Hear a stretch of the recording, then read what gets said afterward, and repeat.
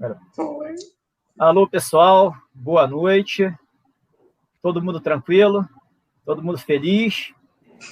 O ex-presidente aí vai disputar em 22. Todo mundo vibrando, batendo panela, né?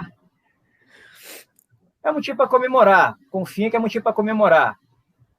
Porque a festa deles hoje, né, eles pensavam que continuariam no poder até hoje. E deu tudo errado. Não é bem assim que funciona, tá? Eles não combinaram com o imponderável, né, com o cisne negro talebiano. Mas a gente vai comentar sobre isso hoje. Hoje eu convidei duas amigas aqui especiais, estão fazendo ali um sucesso merecido por trazerem notícias fresquinhas, notícias originais dos Estados Unidos, comentários muito pertinentes. A minha amiga Maria Emília Voss e Cissa Bailey é direto dos Estados Unidos. Elas vão participar aqui com a gente vai bater um papo aqui informal, em homenagem ao Dia das Mulheres. Dia das Mulheres sem feminismo, Dia das Mulheres merecidamente, mas não por serem feministas, é por serem mulheres e terem galgado um espaço na sociedade, né, que vocês todas merecem. Tá legal? Vamos começar hoje, vamos fazer diferente. Eu sempre começo comentando as notícias. Hoje eu vou pedir a opinião das minhas amigas primeiro sobre esse caso do ex-presidente. Qual é a repercussão que houve nos Estados Unidos? Qual é a repercussão que houve do outro lado da ponte? Né? A Emília, a cidade ao lado do Rio de Janeiro, mora em Niterói. E vamos ver, né, a opinião delas, depois a gente bate um papo. No final de tudo, vocês podem perguntar aí o que vocês quiserem, a gente vai respondendo dentro do possível. Tá legal? Cissa, o que você achou da decisão? Qual foi a repercussão aí fora em relação à ficha limpa do ex-presidente? Eu estou chocada com isso. Eu fiquei muito chocada, sinceramente, fiquei muito chocada. Depois que você falou, antes da gente entrar aqui, eu estava até dando uma olhadinha nos jornais. Por enquanto, ainda não apareceu nada aqui. Muito provavelmente vai aparecer no Washington Post e no New York Times, mas o New York Times, na minha opinião, não serve nem para forrar a caixinha dos meus gatos. É um lixo aquele jornal, mas como o Verdevaldo está aí, ele deve acabar escrevendo algum artigo falando sobre o que aconteceu.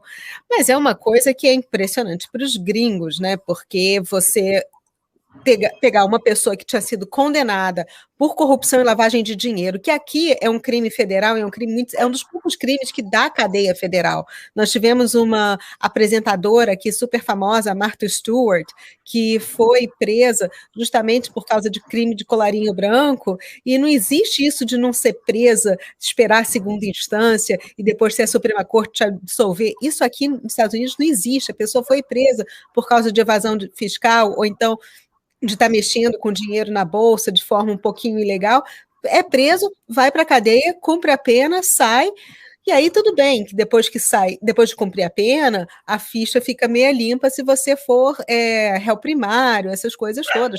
Mas no caso de um presidente condenado que não cumpriu a pena direito, ficou preso na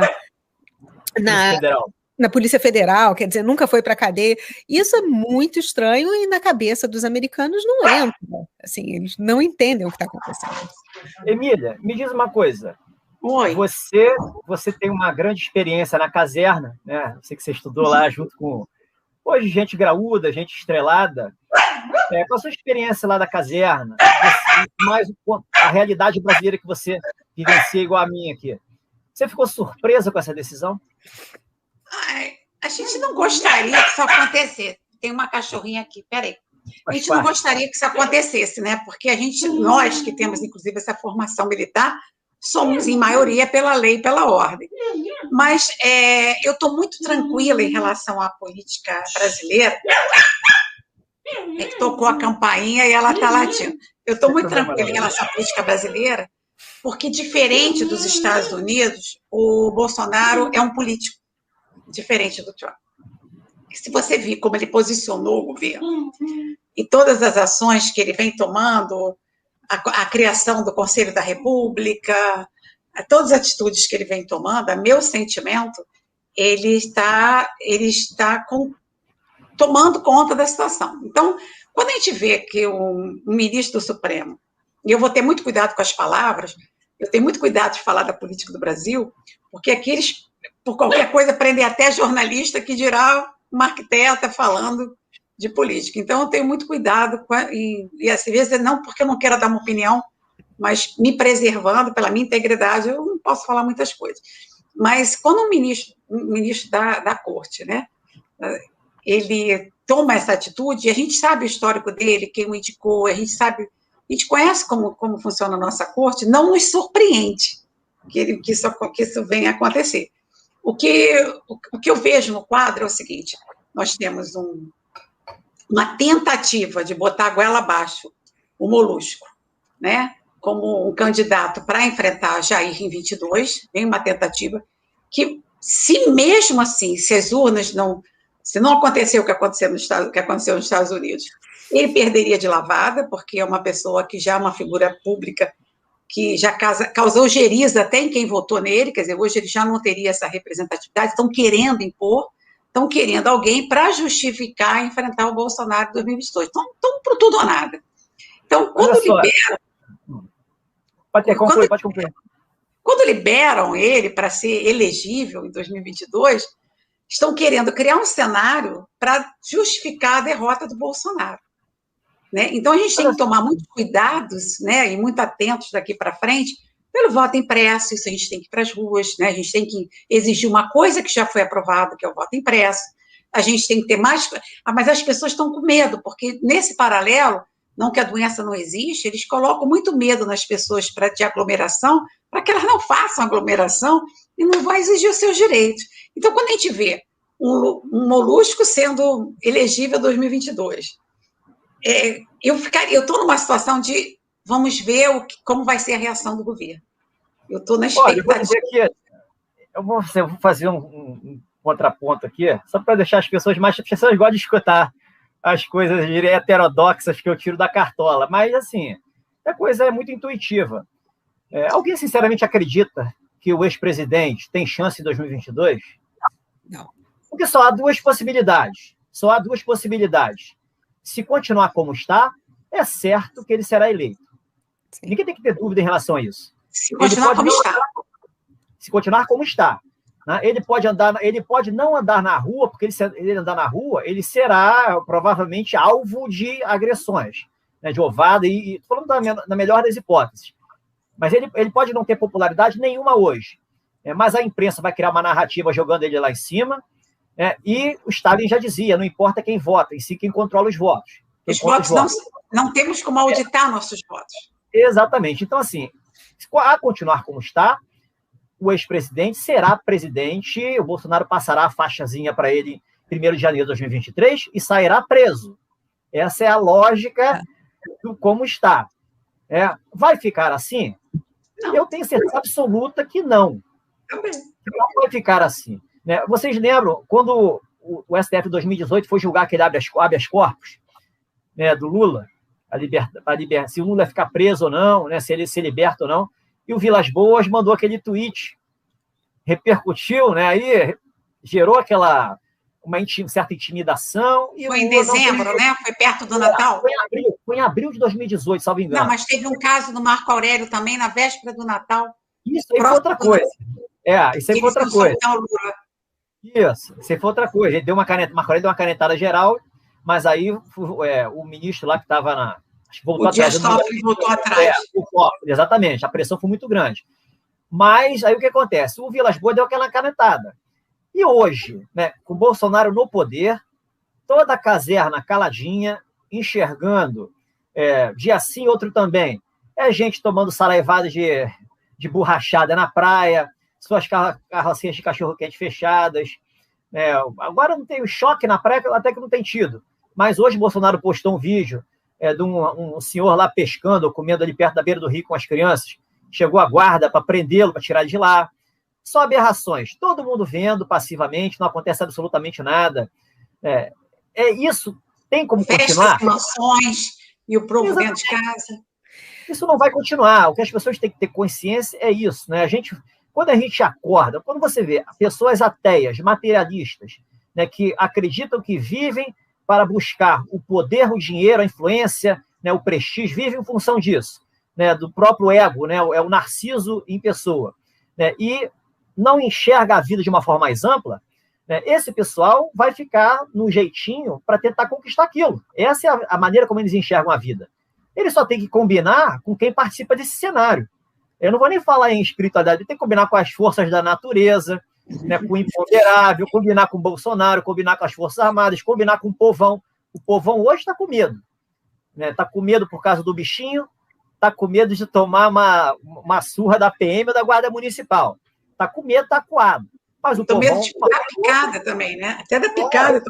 Não, a picada não. A picada eu vejo assim, o sofrimento hoje, uma das razões por estar sendo postergado ao máximo, é a vontade que as pessoas têm da agulhinha. Tem gente fazendo fila para tomar uma agulhada.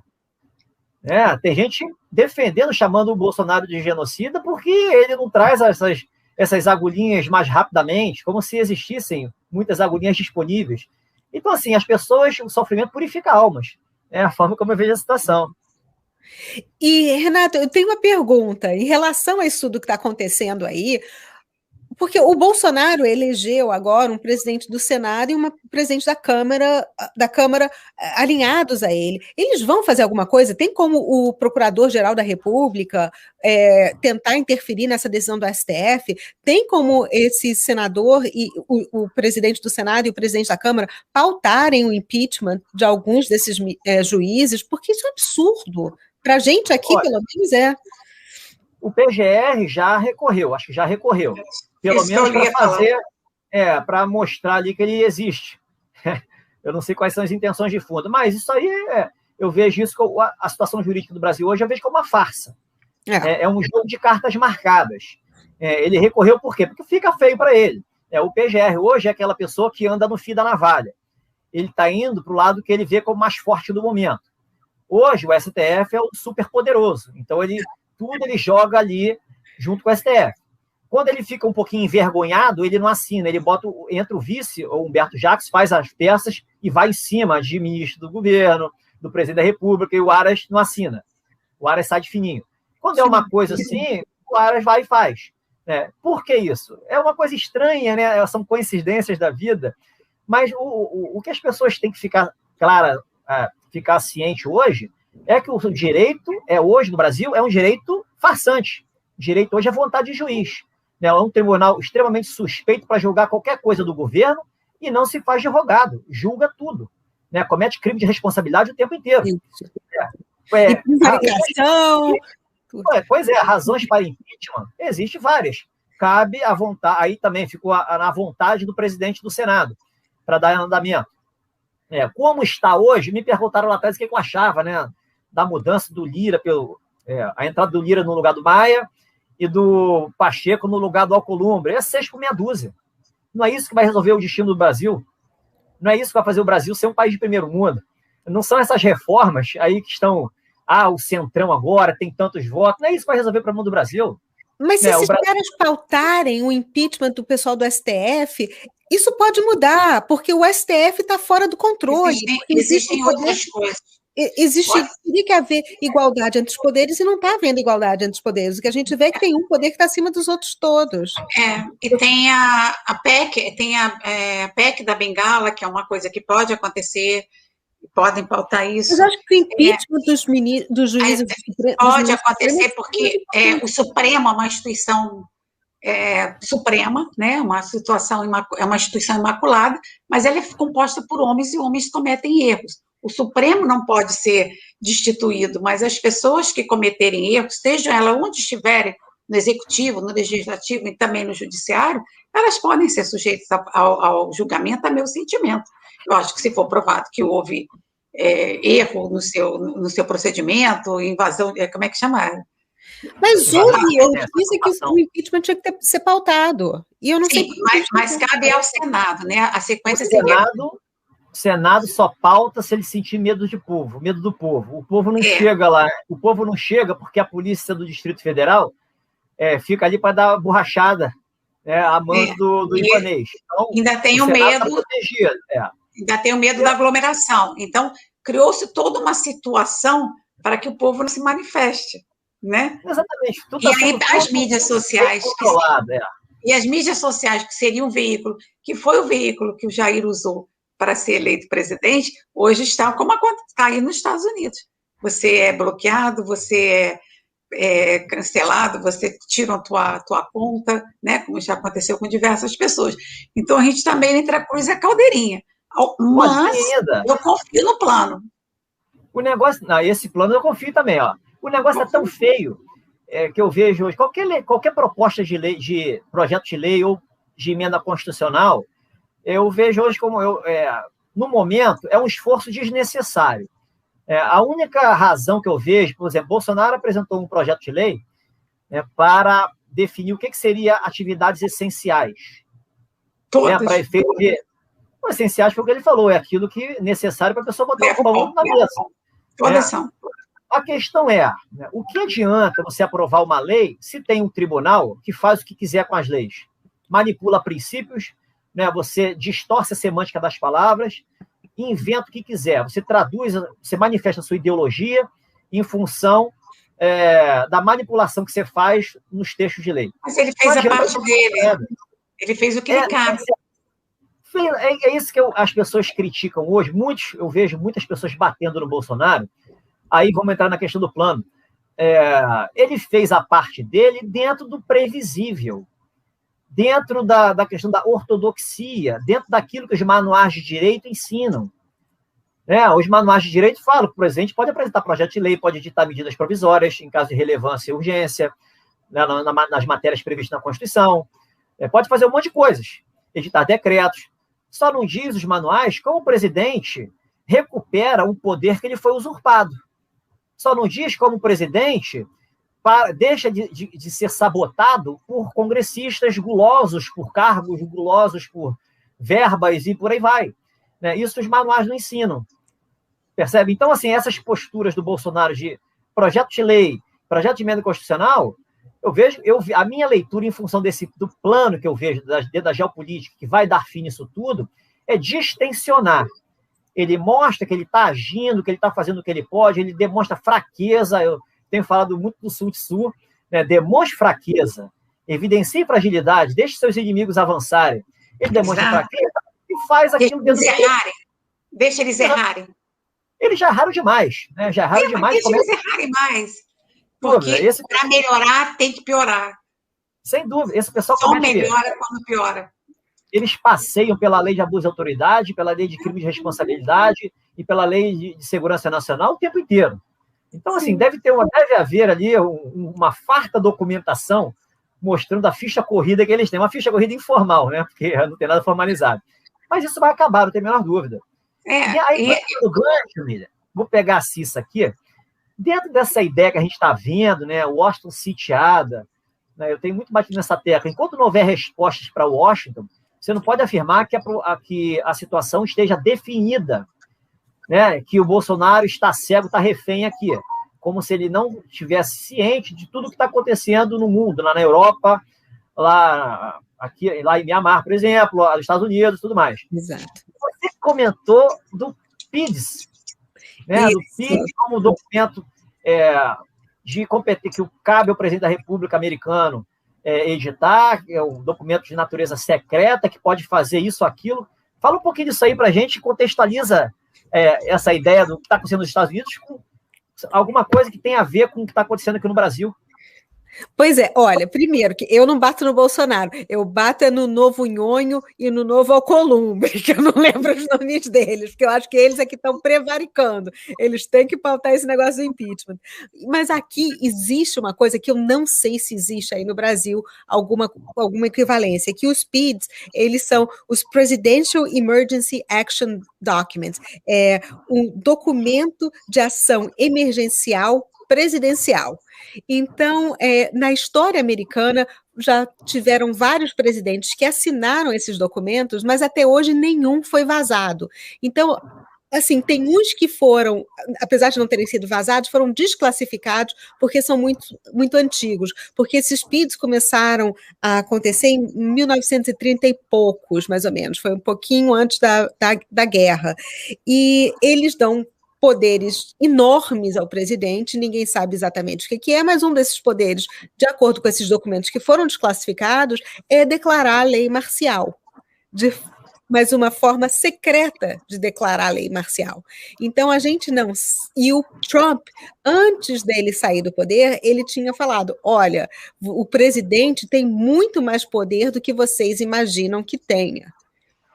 E depois que ele falou isso, nós tivemos o problema, ele criou a Space Force, que tem o poder de cuidar de toda a área de cibersegurança daqui dos Estados Unidos. Eles é que mapeiam tudo o que vai pelos satélites, toda a comunicação por internet. A Space Force, que é a nova parte das Forças Armadas, tem uma outra força armada, uma outra arma. Isso, é como se fosse Marinha, Exército Aeronáutica, agora tem Marinha, Exército Aeronáutica e a Space Force.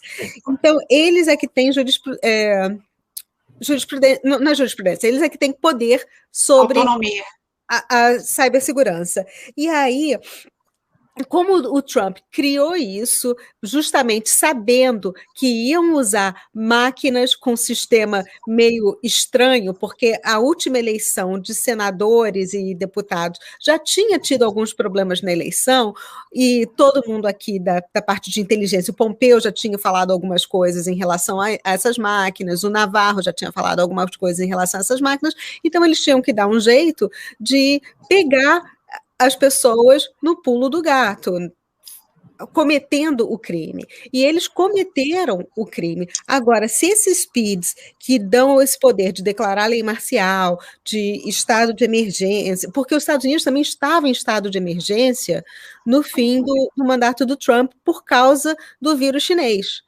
E estando em estado de emergência, ele acaba tendo até mais poderes do que as pessoas imaginam, porque dá uma suspendida em várias leis. O presidente e os seus emissários não precisam fazer nada disso. Então, eu acho que o Trump pode ter assinado esse PIDs, porque Washington, D.C. está sitiada, é uma cidade em estado de sítio ainda, porque o Capitólio e a Casa Branca continuam cercados, com a presença da Guarda Nacional e de militares. Se fosse só a Guarda Nacional, tudo bem, mas não é. Tem a presença da Guarda Nacional e de militares dentro da cerca. Da cerca, não fora. Outro dia até eu falei nisso, porque isso caracteriza uma invasão, porque eu andei lendo o manual da lei da guerra, e isso pode ser considerado uma ocupação. Então, além dos PIDs, essa ocupação que está acontecendo em Washington, D.C., é muito fora do comum. E quando perguntam para Nancy Pelosi quando ela vai mandar os soldados de volta, porque já tem alguns estados pedindo a Guarda Nacional de volta e pedindo soldados de volta, ela nunca tem uma resposta para isso. E pouco antes do dia 20 de janeiro, e já tinha até acontecido o problema de 6 de janeiro, chegaram paraquedistas em Washington, D.C. Parecia um estado de guerra. Então, isso tudo está muito estranho. Agora, o que esse PIDs realmente é e qual o poder que o Trump possa ter assinado, dado para si mesmo, eu não sei. Mas isso é uma notícia, eu diria, isso aí, dentro do que eu tenho falado. Mas quando vai acontecer alguma coisa? Não importa, não se apegue a datas.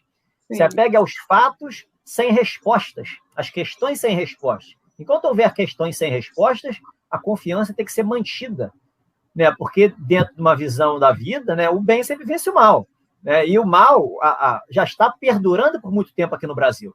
A gente está num momento de virada. A vitória do Bolsonaro foi simbólica, sintomática. Ganhou do mecanismo, contra tudo e contra todos, sem dinheiro, sem apoio, e está aí, sobrevivendo cada vez mais forte popularmente. Então, isso tudo é muito simbólico.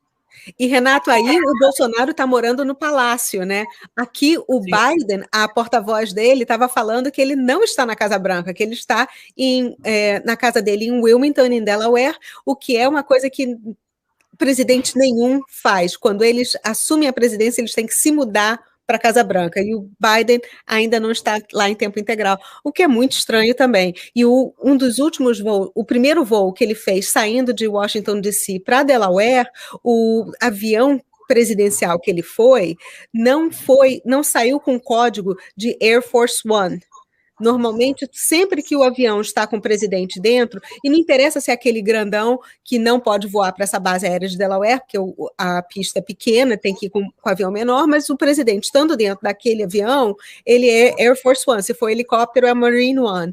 E esse último voo saiu com controle aéreo sem dizer que era Air Force One, que é muito estranho. O código como se fosse o Sindacta, né, que tem aquela tela, tem um código para Air Force One. E quando está o presidente, mesmo a aeronave saindo com outra pessoa vazia, ela não tem o código, mesmo prefixo. Mas se ela tiver o presidente, ela tem um código que aparece na tela do controle do espaço aéreo. E não apareceu o controle do espaço aéreo como Air Force One, e ele estava dentro.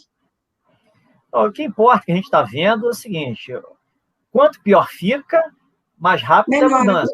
Eu já tenho falado isso. Então, cada vez que a gente enxerga algo acontecendo de ruim, não é motivo para ficar triste. Paute-se pela postura do Bolsonaro, pela postura dos militares. Ao invés de jogarem pedra em ambas as instituições, Presidência da República e Forças Armadas, preste atenção no que eles estão fazendo, no que eles estão falando, no discurso, nas falas. Às vezes a fala do presidente é desencontrada, dá uma sensação de fragilidade, fraqueza e traz o desânimo. Mas não leve isso para o lado negativo. Isso tem uma razão de ser. Bolsonaro não é burro. Não. Eu tenho assim, eu vejo, tem meu amigo Roberto Boni, abraço Boni, ele está indignado, um pouco indignado, está esperando que... Não há necessidade. Eu falo sempre, nos nossos vídeos, você vê o Trump, se ele está um cara desesperado. A gente viu o discurso dele, a tranquilidade dele, como ele estava falando. Sabe? Aí você vê o Bolsonaro, como ele se posiciona, além de extremamente inteligente, de um cara macaco de Câmara, né? Rato de Câmara, está há 30 e tantos anos na Câmara, e militar. Ele está sabendo exatamente o que ele está fazendo, super bem assessorado, as pessoas que estão ao lado dele, de Heleno, Braga, o próprio Mourão, e outros militares que assessoram ele, são pessoas, sabe, PQDs, elite das forças. Ele está muito bem assessorado e ele está fazendo o jogo da guerra. Eu acho que ele está... E tem um detalhe também, Emília, o governo está todo militarizado. Exato. Tem militares em vários escalões. Todo militarizado. Isso não é à toa. Não é à toa. É estado de guerra. Exatamente. E tudo de uma forma...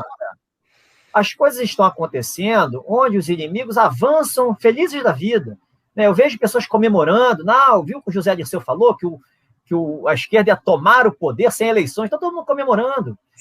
Como se quem estivesse no poder não soubesse como esse pessoal age.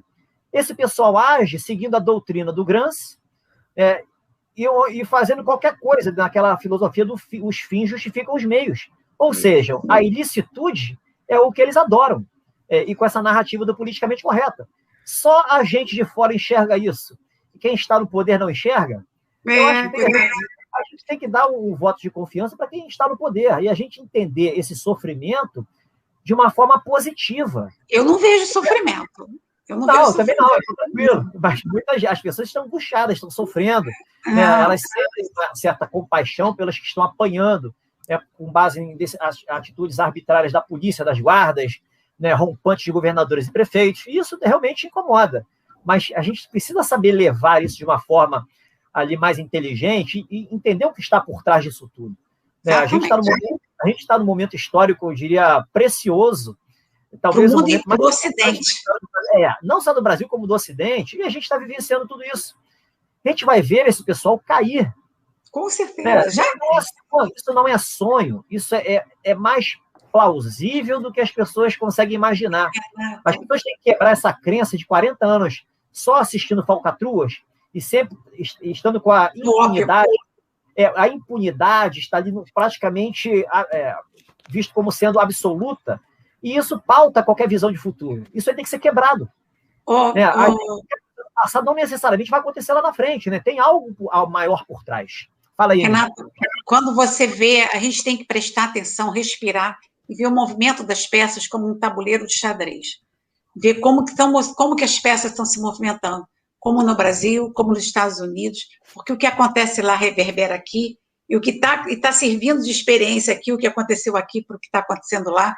Bolsonaro foi a última pessoa, o último chefe de Estado que o Trump recebeu antes da pandemia, e recebeu particularmente, e ficaram bastante tempo conversando, pouco antes da posse de ser assinado lá, o dia 6 de janeiro, um dos filhos do Jair estava lá nos Estados Unidos, claro. E tem coisas que você só fala de pai para filho, você tem que prestar atenção, tomar distância, porque as coisas estão sob controle, né? E a gente mede o quanto que estamos à frente da vitória pelo desespero do oponente. E eles estão indo para o tudo ou nada, desrespeitando as leis, desrespeitando as pessoas, achando que podem fazer o que querem, lá e aqui.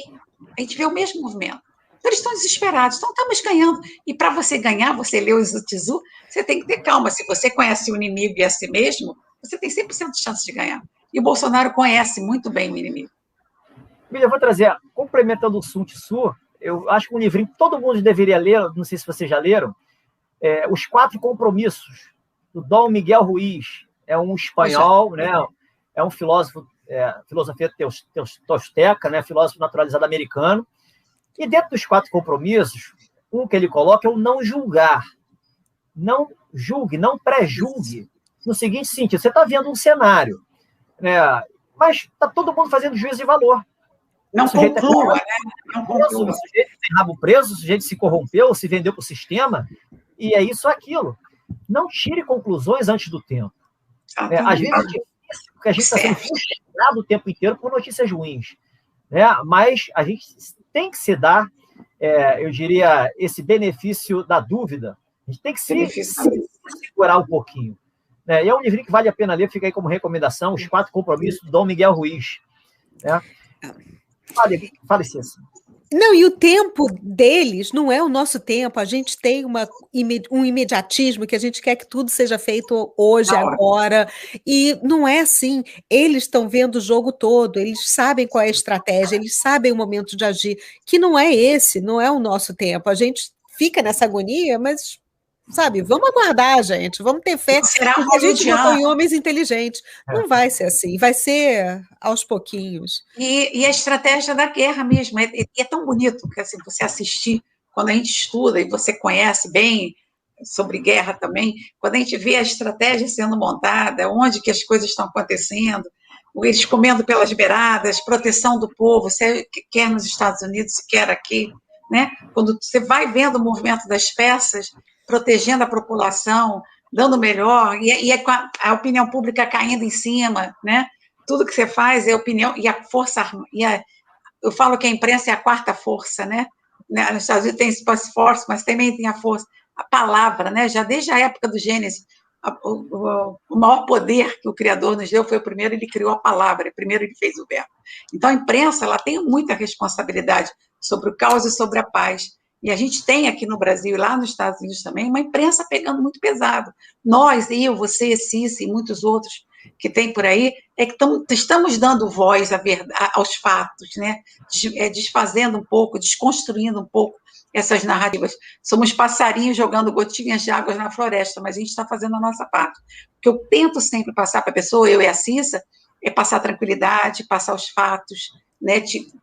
Tirar essas narrativas mentirosas, para poder, e assim, ter confiança no plano. Nós já vencemos, mas levamos desde o pós-guerra, que para mim nunca acabou, até hoje, desconstruindo toda uma sociedade. E a gente agora que acordou, que viu aonde nós estamos, que já estamos vencendo, a gente tem que fazer tudo rápido, cirúrgico, tem que fazer isso, derruba fulano, fecha. Não é assim. Não é assim. As coisas estão sendo feitas já há algum tempo, estamos vencendo e temos que ter paciência. Tudo está no controle, eu tenho certeza absoluta disso. Emília, só para fechar aquela questão do Lula, algumas coisas que fico me perguntando, eu vou até dizer, isso tudo está acontecendo, já tenho falado, o sistema de direito não existe, tá? Faliu. Mas dentro desse sistema falido, existem os chamados códigos de processo civil e código de processo penal. Por que vocês acham que tem tantos recursos, tantas firulas para você jogar processo para o STJ e STF, apesar das provas mesmo, efetivamente, só poderem ser avaliados na primeira e na segunda instância? No STF, você anula qualquer coisa em questão de legalidade. Basta, eu entendo isso, eu entendo aquilo. hoje já está massificado, está entranhado no inconsciente coletivo e no subconsciente individual, de que fundamentação de decisão é achismo de juiz, é vontade de juiz. Então, o juiz decide qualquer coisa, fundamento com o hino do Flamengo, ou com o hino do Palmeiras. O Palmeiras não vai por causa do Bolsonaro, mas com a receita de miojo, vai estar fundamentada a decisão e se cumpre. Então, você anula qualquer coisa. E no STF, então, nem se fala. Então, são códigos que você, tendo bons advogados, eu diria, bem relacionados, entre aspas, com o juiz. Tipo os do Adélio, né? Pois é, você consegue tudo. Então, são códigos que patrocinam a impunidade. Então, assim, mas a decisão aconteceu, pode ser revertido. Não se esquentem se vai ser revertido ou não. Vocês têm dúvidas de que não será revertida? Vocês têm dúvidas de que vai continuar como está e o que vai dar fim nisso é algum ato que vai acontecer, eu chamo o imponderável, o cisne negro? Relaxem em relação ao que está acontecendo na justiça. E falar em justiça, Cissa, uma dúvida que me perguntaram, a amiga me perguntou, falou para te perguntar. O que acontece na Suprema Corte Americana, que até os indicados pelo Trump se recusaram a avaliar lá, a aceitar as petições e dar andamento ao processo para avaliar as questões das fraudes. O que acontece lá com esses indicados do Trump? Pois é, foi tão estranho, ninguém sabe o que está acontecendo, ninguém sabe se as famílias estão sendo ameaçadas, porque aqui, há um tempo atrás, houve alguns casos. Bom, começou com o Justice Scalia, que era um dos maiores juristas daqui, que era um juiz da Suprema Corte, que de repente teve um ataque do coração, não deixaram a família fazer autópsia, e aqui nos Estados Unidos ninguém é enterrado sem autópsia, não interessa o que aconteceu. Eu morro aqui dentro da minha casa, por algum motivo, eu tenho que ser levada para o Instituto Médico Legal, vão fazer autópsia, e aí embalsamam o corpo, e o enterro leva alguns dias. Aqui é sempre assim.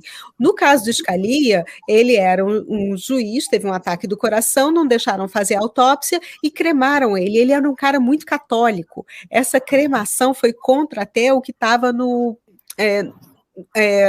testamento dele. Mas a mulher foi forçada a fazer, e a mulher dele hoje em dia fala pouquíssimo. E aí o Obama até quis substituí-lo pelo Merrick Garland, que agora vai ser o advogado-geral do Biden, e então esse caso nunca foi bem explicado, e todo mundo diz... Exatamente, aconteceu isso com ele. Depois, há pouco tempo atrás, alguns meses, uma juíza que estava vendo um caso do Epstein e também alguns casos de corrupção que mora em New Jersey, teve um cara que foi na casa dela, o filho abriu a porta, quando o filho abriu a porta, era para ter sido o marido. Assassinaram o filho, depois o marido estava atrás, atiraram no marido, o marido está vivo. Então, o Trump até criou uma lei de proteção aos juízes no último dia do mandato dele, mas mesmo assim, acredita-se aqui que esses juízes que foram colocados por ele, o Kavanaugh, a ACB, principalmente a ACB, porque ela tem vários filhos, que eles estão se sentindo ameaçados. Então, eles estão quietos. O único que tem se manifestado claramente em favor do Trump é o Clarence Thomas, que é o juiz mais velho e mais antigo da Suprema Corte, que já tinha batido de frente com Biden, e ele, sempre que pode, ele fala que ele é um juiz constitucionalista, que ele tem que aplicar a lei. O que aconteceu contra o Trump foi que a justiça não foi aplicada, que a lei não foi aplicada, que é uma vergonha para a Suprema Corte não ter feito isso. E ele foi muito incisivo nesse ponto de vista. Mas os outros estão quietos, e hoje, inclusive, quando saiu essa última decisão contra o Linwood, nenhum dos juízes se manifestou, o que é muito estranho. Mas ainda tem alguns outros casos que estão vindo de primeira e segunda instância que devem acabar na Suprema Corte, porque esses outros casos que eles não analisaram foram impetrados diretamente na Suprema Corte. Então agora ainda tem esperança, mas vai ser por outros caminhos, mas eu, Cissa, particularmente, acho que a saída é militar, que não vai ser através da Suprema Corte, porque eles não vão querer se meter nisso. Olha só, se a sintonia, aqui, né? A sintonia americana com a brasileira, né? É muito interessante o que está acontecendo. A disfuncionalidade das instituições, nos Estados Unidos, né, a maior democracia do mundo, o país das liberdades, né, do mérito, né, da autorresponsabilidade, está aí praticamente sendo socializado como o Brasil. Isso é muito estranho. Eu diria que isso aí é um fato positivo para aquilo que a gente espera. Assim, a ideia que eu tenho agora, depois desse nosso bate-papo aqui, ver se alguém quer fazer alguma pergunta. Alguém quer fazer alguma pergunta aí para as convidadas? Eu não acho que a gente esteja sendo socializado, não. Eu acho que o pior já passou. Hoje em dia, a gente... Mais ou menos. As eu não acho, não. Ainda. Não estamos sendo... Eu acho que o pior já passou. Já estivemos em grande risco. Acho que hoje em dia, não. Eu não acho, não. E esse negócio da Suprema Corte tem uma diferença também. Nós temos um juiz, até aqui nos Estados Unidos, que é muito parecido com o juiz daí, que gosta de frequentar Portugal e tem alguns outros probleminhas, mas os outros, eles estão se sentindo mais acovardados. Eles não estão fazendo isso por outros motivos que não sejam o medo. O interessante, isso, assim, o que está acontecendo, a justiça está funcionando por baixo. Por exemplo, aqui no Rio de Janeiro, o Eduardo Paes fez um decreto fechando tudo a partir das 17 horas, os vários restaurantes. Aí veio um juiz de primeira instância e disse que não. Aí recorreu-se ao TJ, Tribunal de Justiça. A fundamentação do desembargador para voltar ao decreto é o seguinte: não cabe ao judiciário se meter. O prefeito faz o que quer. Ou seja, não existe mais Constituição. Percebe? Essa é a justificativa mais ridícula que tem para um cara que se diz formado em direito, um sujeito que é juiz. Porque o decreto, fazendo o que está fazendo, qualquer, eu diria, analfabeto jurídico sabe que isso é, no mínimo, estranho. Quanto mais falar de legalidade. Então, eu diria, como esse sistema está tomado. Ele é totalmente disfuncional, é o câncer do país hoje, o judiciário. Nos Estados Unidos... Não, aqui está um pouco diferente, porque aqui, pelo menos, porque aí o judiciário, pelo visto, deu carta branca aos governadores e prefeitos, o que é um absurdo, eles não podem ter isso. Mas aqui os governadores têm um poder, os prefeitos nem tanto, porque eles respondem ao que o governador manda, mas o governador aqui tem alguns dos estados, feito o Texas, o Mississippi, o Alabama, a Flórida está pensando em fazer a mesma coisa, eles estão reabrindo os estados.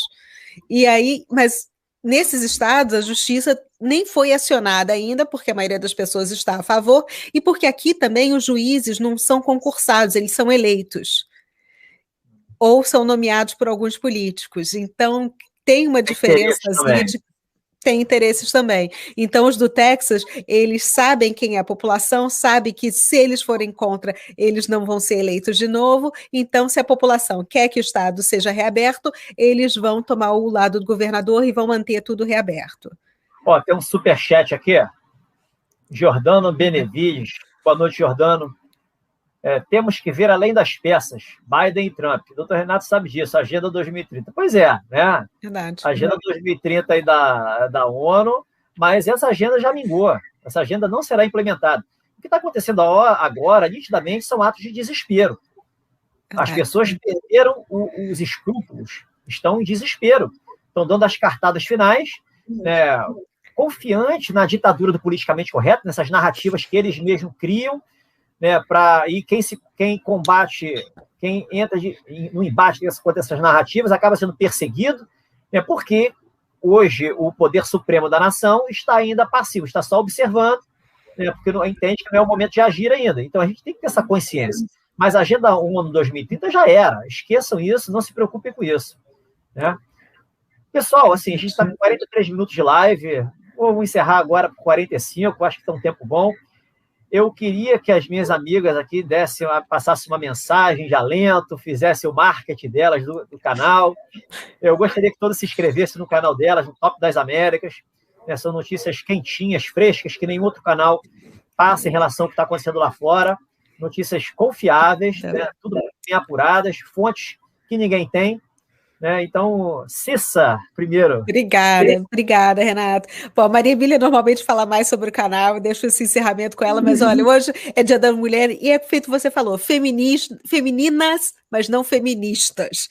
Sim, feministas, para mim, essas feministas de terceira onda não são comigo, esse dia foi criado para isso, então eu não celebro tanto, sou meio tipo a Regina, mas obrigada pela oportunidade, obrigada pela força que você deu, sou eternamente grata, porque no começo você nos recebeu aqui no seu canal, e foi no nosso canal também, foi maravilhoso, muitos seguidores também estão sempre lá falando, olha, nós viemos aqui através do Renato, entrevistem o Renato, falem com o Renato, e você realmente é um cara maravilhoso, minha fonte de informação sobre o que acontece aí no Brasil. Eu sou só assisto o seu canal. Então, muito obrigada por tudo e pela oportunidade. E tenha um ótimo dia. O Renato, a gente tem um carinho especial por ele, porque o nosso canal era muito pequenininho, a gente falava para os amigos, né? E aí, uma vez apareceu uma figurinha lá, Renato Gomes, segue você. Eu falei, nossa, a gente sabia conhecer todo mundo que seguia a gente, porque era muito tão pouquinho. Aí eu falei, quem é Renato Gomes? Aí eu comecei a seguir o Renato, e aí um dia a Cissa falou, não, eu gosto muito do Renato. Eu falei, não, eu sigo ele inclusive segue a gente. Não segue. Eu falei, segue, ele segue a gente. E aí a gente chamou ele para live, e a gente criou essa simpatia, essa corrente, e estamos sempre trocando informação, e muitas pessoas, através do Renato, começaram a seguir a gente, e eu sou muito grata a você, Renato, e a outras pessoas, mas também, principalmente a você, foi um dos primeiros a nos dar essa oportunidade de poder trazer esse comprometimento que a gente tem com os fatos do que acontece lá, exatamente, tão somente porque é importante para o Brasil. Quer dizer, não é só a política americana para os americanos, nós estamos trazendo para cá para que a gente tenha consciência do que aconteceu, do que pode acontecer, de como isso vai reverberar aqui, porque o que acontece nos Estados Unidos reverbera em todo o Ocidente, é para a gente ficar atento, para a gente prestar atenção, porque nós queremos aqui, enquanto brasileiros, é o melhor para o nosso país, o melhor para os Estados Unidos, grande parceiro. Então, a gente está comprometido em criar essa situação de conforto, né?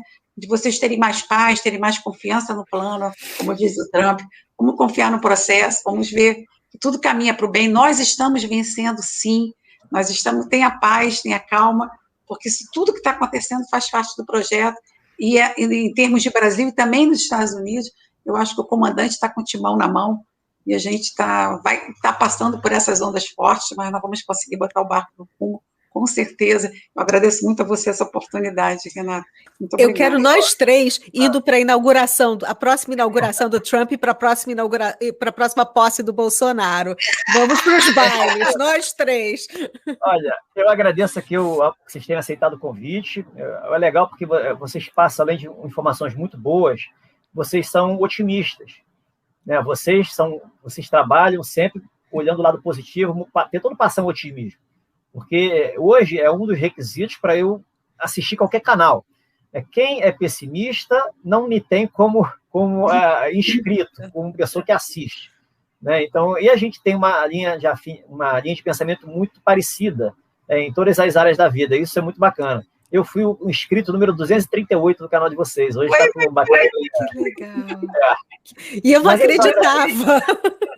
Não, mas é legal, mas eu também estou pequenininho aqui, o meu canal está crescendo também bastante, né, com apoio do pessoal, as pessoas têm gostado das informações, mas o objetivo é esse, nunca é convencer, sempre passar uma mensagem, eu diria, diferente, né, que ninguém diz, porque eu não vou falar o que outros já falaram, isso aí é uma característica minha, tudo que eu escrevo também são coisas originais, que não copio nada de ninguém. Então é isso, se há algum atrativo em ficar me ouvindo, é escutar coisas diferentes, não há outra. Não são meus belos cabelos, nem minhas pequenas orelhas, né? Mas é isso, eu agradeço bastante a parceria de vocês e o canal está aberto aqui.